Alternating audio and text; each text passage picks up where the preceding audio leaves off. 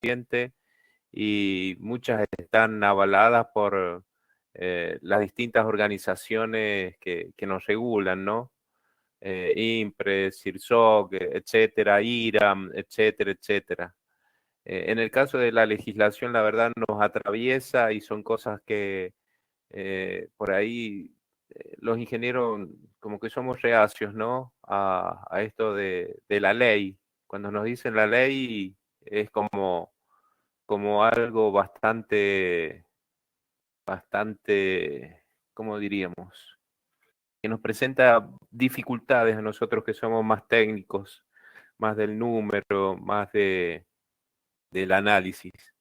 Pero bueno, son cosas que tenemos que aprender a utilizar a nuestro favor y a interpretar. Creo que esa es la idea de la normativa legal en la higiene y seguridad. Es especificar cuestiones básicas, mínimas, que pueden ser ampliadas con otras normativas exógenas.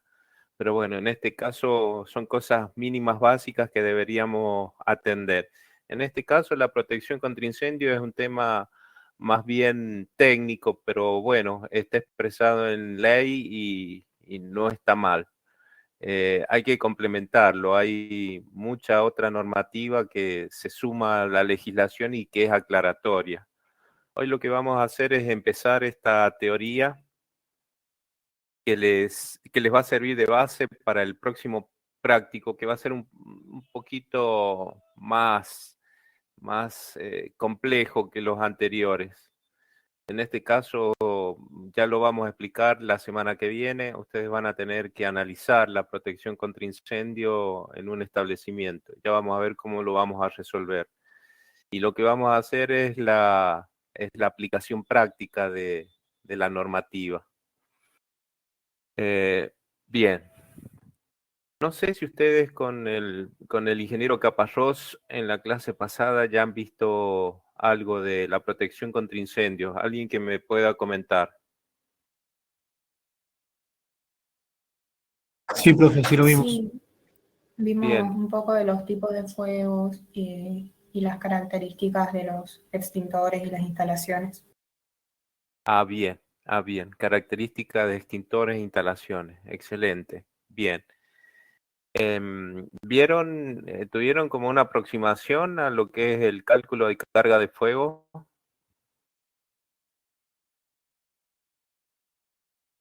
¿No? Ok.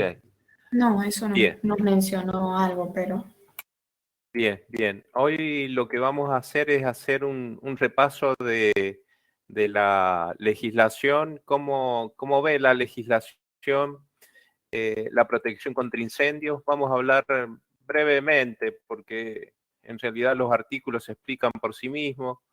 Entonces vamos a hablar brevemente del articulado de la protección contra incendios y después vamos a abordar lo que ya sería la carga de fuego y ya nos vamos a salir un poco de lo que es la legislación y vamos a mechar con algunas otras cosas de la técnica propia de este análisis, ¿no? Bien, vamos a empezar a ver. Bien, bueno, estas son nuestras cosas usuales. Habíamos hablado de la pirámide jurídica, esta cuestión de que hay leyes que definen de forma macro ciertos procesos, en nuestro caso, ¿no? de la ingeniería, y luego decretos que lo complementan, y por último resoluciones que por ahí llenan esos vacíos que puedan haber quedado del decreto reglamentario de la ley, o que necesitaban tal vez una explicación, como un mayor detalle. Bien. Nosotros tenemos cierta legislación aplicable de acuerdo al rubro de trabajo. Habíamos hablado que la primera legislación, que era la reglamentación de la Ley de Higiene y Seguridad, fue el 351, que era para todo, en realidad servía para toda la actividad laboral. Y de repente empezamos a ver que habían cuestiones de la construcción que no estaban amparadas por este decreto reglamentario, vimos que la actividad agrícola-ganadera tampoco, porque el decreto 351 no hablaba, por ejemplo, de la explotación maderera o de la gestión de los ganados, de los animales. Y también vimos que cosas así como específicas de la actividad minera.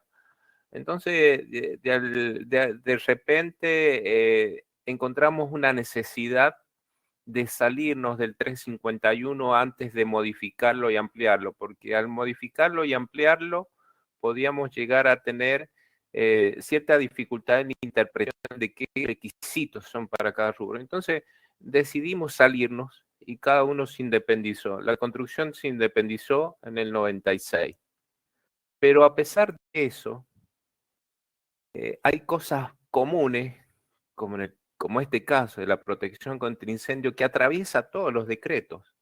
Es decir, ustedes me dicen, bueno, profe, ¿qué normativa vamos a usar para la protección contra incendio en una obra de construcción? Lo primero que se nos ocurriría sería decir el 911, vamos.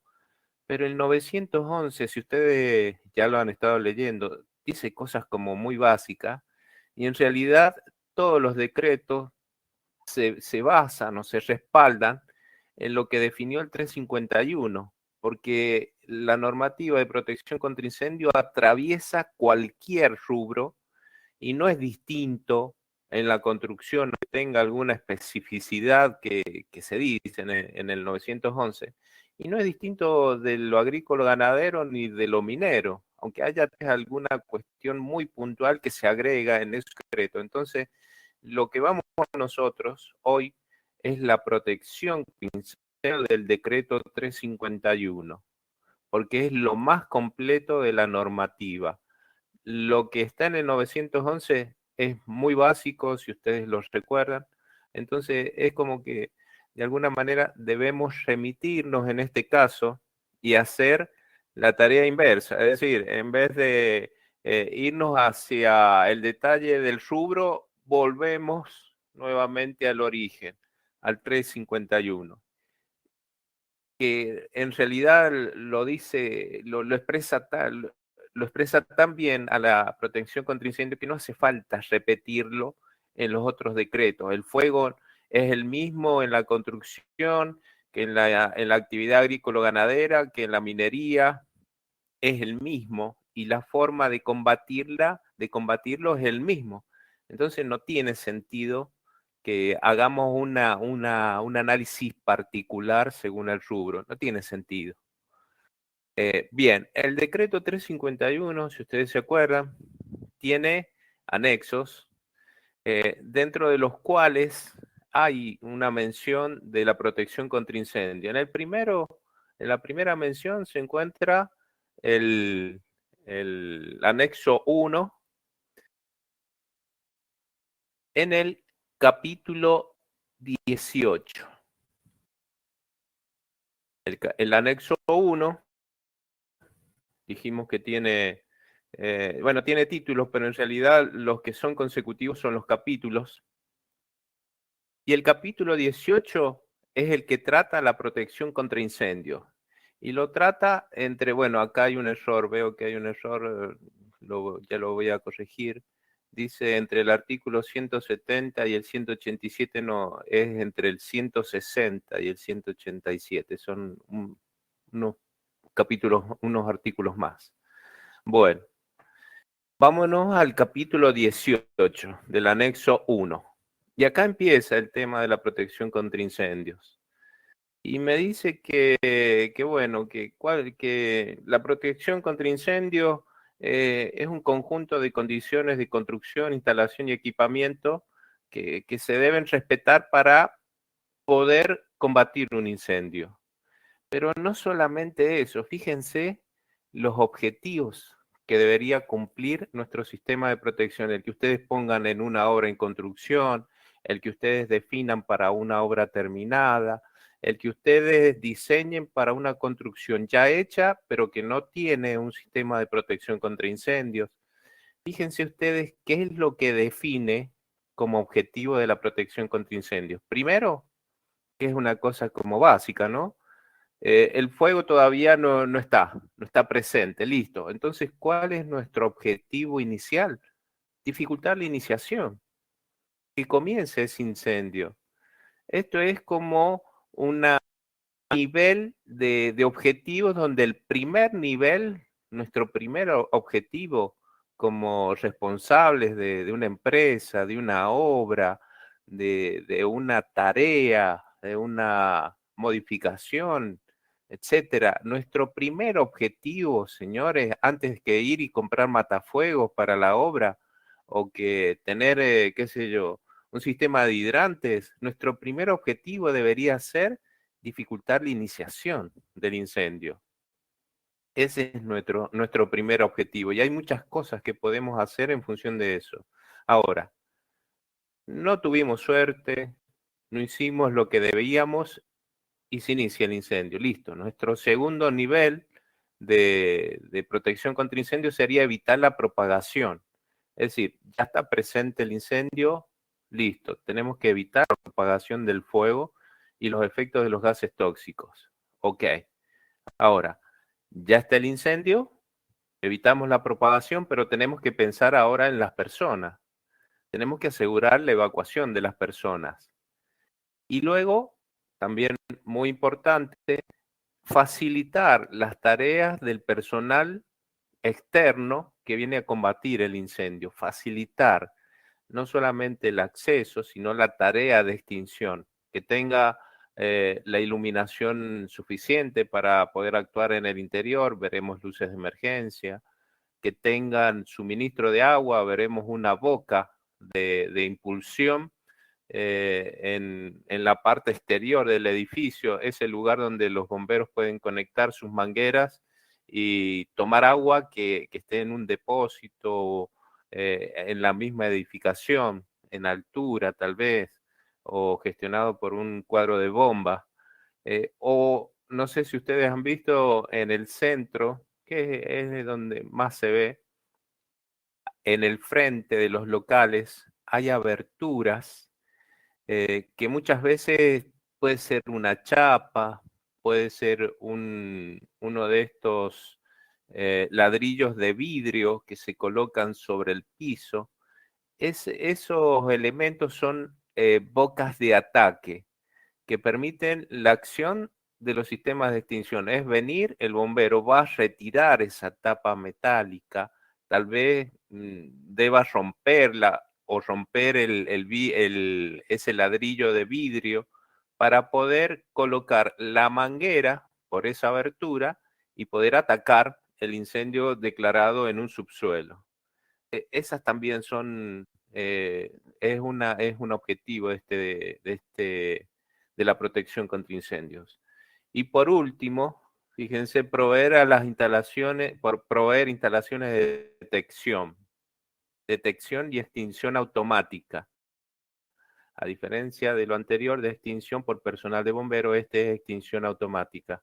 Es decir que, fíjense el orden, y el orden es importante. El primero es evitar, y fíjense que el último es detectar, porque no nos tenemos que fiar, tenemos que ver todo lo anterior para recién pensar que haya un sistema que me advierta o me indique que hay un problema, hay algo ahí que está combustionando.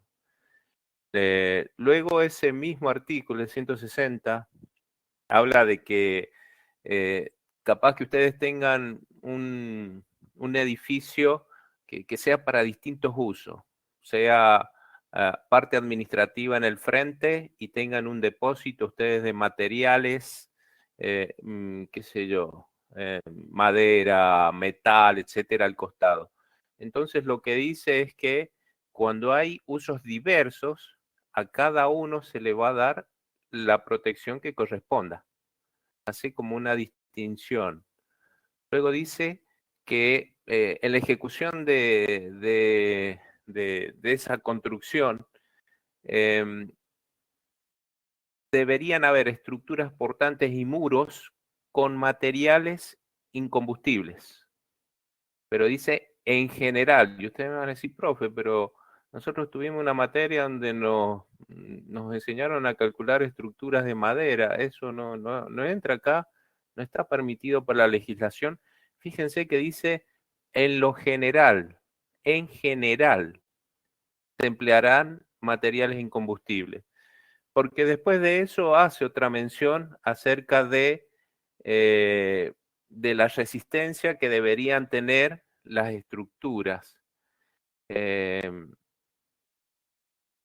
Y no solamente eso, sino que habla de los recubrimientos o aquellos sistemas de protección que se aplican sobre la superficie de los elementos. Y aquí es donde pensamos en la madera.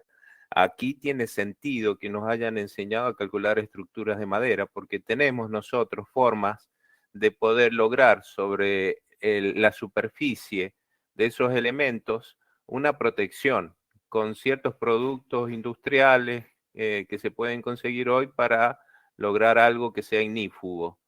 De esa manera nosotros podemos a un elemento combustible cambiar su resistencia al fuego. Y fíjense que, a ver si lo puedo ver mejor porque me molesta acá una barrita. Ahí está, bien. Bien, fíjense la mención que hace respecto de los elementos estructurales. Dice que un elemento que soporta a otro debería tener mayor resistencia al fuego del material que soporta. Eso también es muy interesante de recordar. Siempre desde arriba hacia abajo va disminuyendo, va aumentando la resistencia al fuego, siempre desde arriba hacia abajo. De modo que siempre el de mayor resistencia al fuego es el que está abajo y soporta al que está apoyado en la parte superior. Bien. El 161 son definiciones que ya vamos a ver, son muy sencillas. El 162 habla de aquellos sistemas de calefacción que no deberían estar dentro de ambientes explosivos, inflamables, donde haya algo en el ambiente suspendido que sea combustible. Y también dice que si existiera ese sistema de calefacción, debería tener una instalación blindada. Es decir, no es que no prohíbe, es decir, no prohíbe que haya un sistema de calefacción o una fuente de calor cerca de algún punto inflamable.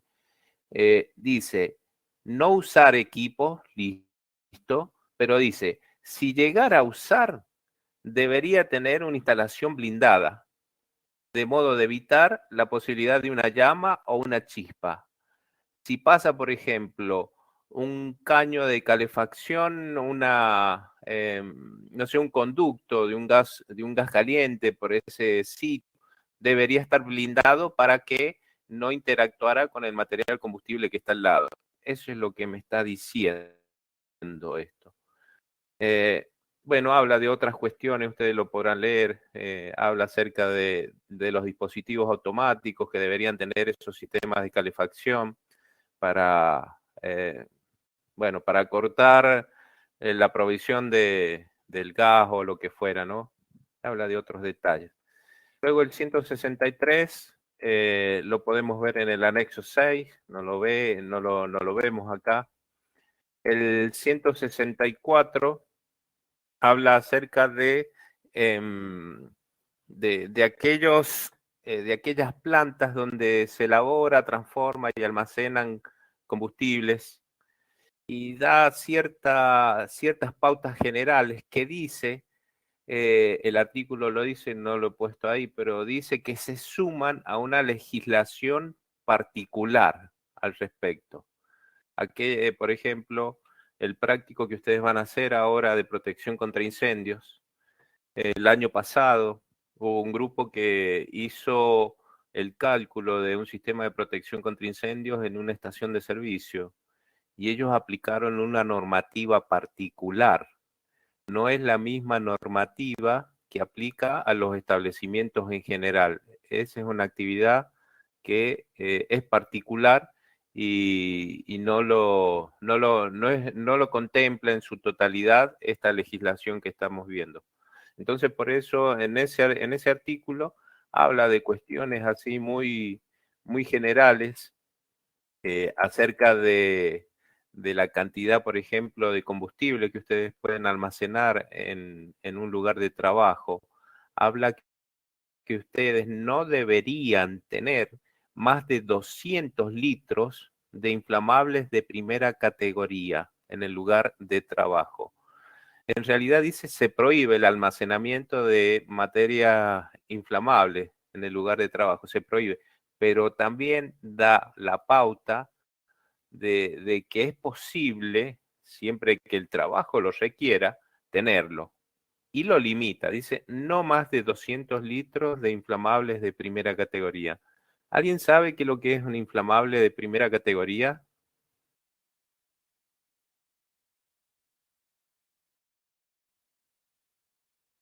¿Alguien? ¿Tiene que ver con un punto de inflamación o algo así, que es elevado? ¿Recuerdan ustedes? Yo recuerdo haber hecho ese ensayo en la facultad, no me acuerdo en qué materia, que poníamos a calentar un producto inflamable y le aplicábamos una llama en la parte superior. Y cuando prendía fuego, ese era el punto de inflamación, no me acuerdo si tenía otro nombre, punto de inflamación. ¿Ustedes hicieron ese ensayo? Sí, era un ensayo para asfalto, si no me equivoco. Bien, bien, bien. Yo no recuerdo sobre qué producto lo hicimos, pero era colocar, poner a calentar y con una llama que estaba reglamentado todo, ¿no? Se veía cuál era la temperatura a la cual ese vapor que salía del producto prendía fuego. Y en este caso de los inflamables de primera era 40 grados, es 40 grados. A los 40 grados el vapor o lo que se evapora del producto prende fuego a los 40 grados. Bueno, lo que me dice acá, entonces el artículo 164 tiene que ver con eso, con que ustedes no deberían tener más de 200 litros de este inflamable de primera en un lugar de trabajo. Pero no obstante eso, también me permite almacenar cantidades superiores, pero estos ya son depósitos y da normativa también para esos depósitos, no puede ser cualquier tipo de instalación. El 165 dice, se refiere justamente a los depósitos inflamables, pero de hasta 500 litros. De hasta 500 litros. En el otro estamos hablando en general de ciertas cantidades. En este ya me empieza como a dar pautas para ciertas cantidades. Y me dice en el de hasta 500 litros que el piso debería ser impermeable. Las estanterías, si es que existieran en el sitio, deberían ser incombustibles y debería tener una cubeta en la parte inferior, esa estantería, si es que existiera, o si es que debajo del depósito, si lo tuviéramos suspendido, una cubeta que pudiera recibir hasta un 110% del material inflamable que esté depositado.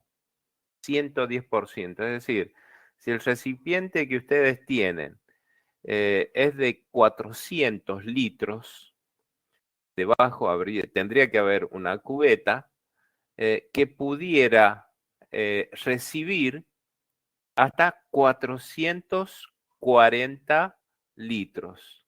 Eso es lo que me dice. Y la cubeta no es que el depósito pueda estar suspendido, recién lo dije como si estuviera suspendido, no puede estar en el piso, pero tendría que estar apoyado sobre una cubeta que recibiera hasta un 110% del inflamable. Después hace una pequeña mención que, bueno, dice que 110 es cuando sea miscible en agua, es decir, que se pueda disolver en agua, listo. Y 120 perdón, 110 cuando no se pueda disolver en agua y 120 cuando sí se pueda disolver en agua. Pero son cuestiones un detalle muy pequeño. Bueno, también habla de la iluminación que debería ser Sí. Disculpe, ¿y cuál sería la función de esa cubeta? O sea, para recibir el líquido, pero ¿en qué circunstancia pasaría eso? Bien. No solamente esto está presente para estos productos. Uno piensa siempre en una cuestión macro, ¿no?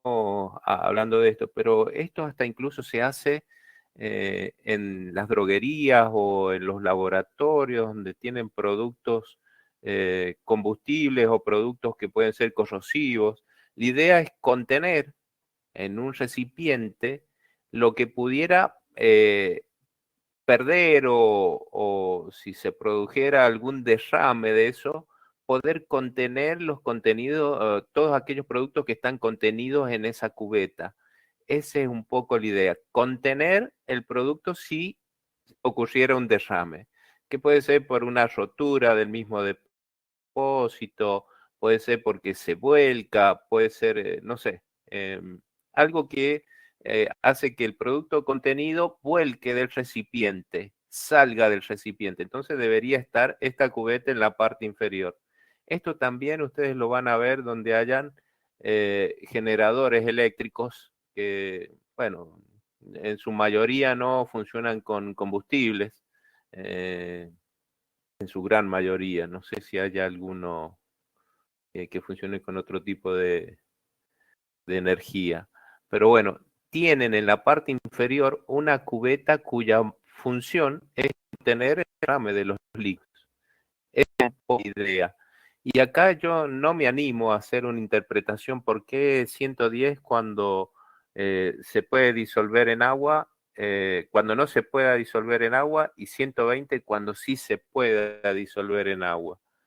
Se me ocurre pensar en voz alta, no lo sé, ahora que lo pienso no sé con certeza, creo que cuando no se puede disolver en agua, creo que no tiene, bueno, no lo voy a expresar porque no estoy seguro, sería una observación que no tendría fundamento. Pero bueno, así es la legislación y así lo plantea. También habla de la ventilación, ahí dice la ventilación tiene que ser natural en lo posible. Siempre la ventilación natural es lo mejor. Ustedes deberían buscarlo no solamente por esto, por esta situación de acumulación de algún vapor combustible, sino siempre y en todo lugar, en una oficina, en un puesto de trabajo, siempre lo mejor es la ventilación y la iluminación natural, la tenemos que buscar siempre. Es lo ideal para los sectores de trabajo. Es la renovación natural y es el aporte de iluminación natural la más efectiva. Entonces siempre lo tenemos que buscar.